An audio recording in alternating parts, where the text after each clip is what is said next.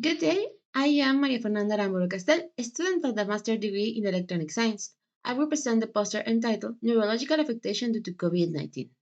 In the last years, COVID-19 has affected most of the people in different ways. The majority of people who have suffered the disease have some kind of after effect, and the neurological sequels are part of the most frequented cases. It is necessary to mention that this disease is one of the three caused by some kind of beta coronavirus. The first one appeared in 2002 in Guangdong, China. The second one, known as the Middle East Respiratory Syndrome Coronavirus or MERS-CoV, surged in Jeddah, Saudi Arabia in 2012. And the last one, which is especially interesting for us, is COVID-19, which started in 2019 and was declared a global pandemic on March 11, 2020.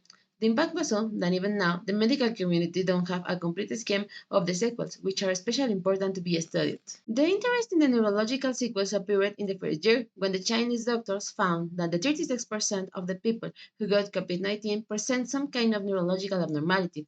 This portion of people is also seen in other places in the world, reaching even higher values in other countries such as UK or Italy. Part of these sequels are some frequent symptoms that serve as indicators of possible neurological abnormalities, such as hyposmia, headache, dizziness, memory lapses. To find out what these symptoms are caused by, researchers use different kinds of tests. One of those is the electroencephalogram or EEG, which is a non-invasive test that measures electrical potential produced by neural cells.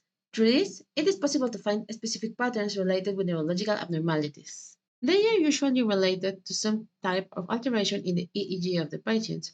In the patterns related to COVID-19 disease, it is common to find epileptic form, discharge, slow waves, and epileptic discharge, among others, which are usually related to symptoms such as hyposmia, headache, and dizziness. The abnormalities showed in the EEG have been studied in two different ways. The first one, when the patient experiences COVID-19, and the second one, when the patient is recovering from the illness, which is usually called post-COVID-19.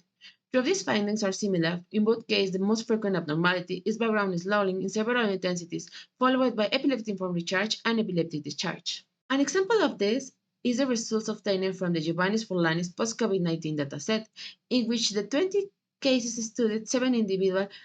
That means the 35% were considered healthy, while the other 13, that remaining 65%, had abnormal EEG, and the 23% of these had some kind of symptoms mentioned.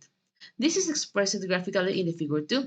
On the right side, were a graph relating the symptoms like hyposmia, headache, and dizziness with abnormal EEG measurement. On the left side, the most frequent abnormalities are observed, highlighting the slow wave. Finally, it is important to highlight that as post-COVID-19 sequel, neurological abnormalities are highly frequent, being more than the 3% of the cases. The common symptoms, such as loss of sense of smell or taste, headache, and memory lapses, usually produced by some kind of EEG alteration, which are frequently present in the frontal or temporal area.